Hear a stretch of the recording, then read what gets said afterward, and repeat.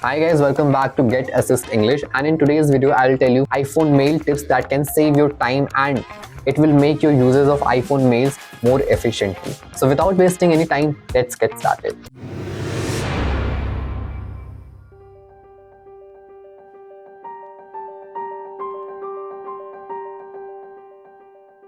The very first step, drag and edit. You don't need to tap on edit and select emails manually. Simply drag and down your two fingers over the email.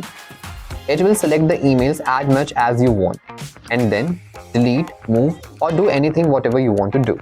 Number 2. Access to draft folder. To view your draft emails in a single tap, press and hold the compose button and it will navigate you to your draft folder.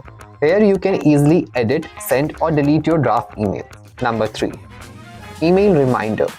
You can also schedule a time for a specific emails to notify you at a later time.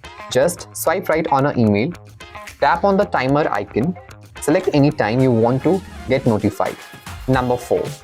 Block senders.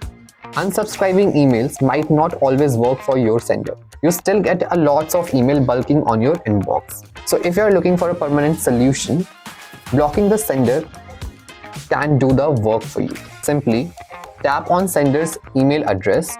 Now on this page, tap on block this contact. Now this sender will be permanently blocked.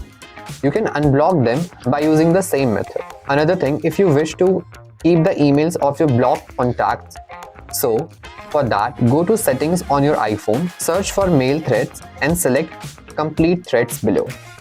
Now tap on block sender options and lastly click on the leave in the inbox action. So if you like this video, please give us a thumbs up, share with your friends and yes, do not forget to subscribe our channel. I'll meet you in the next one.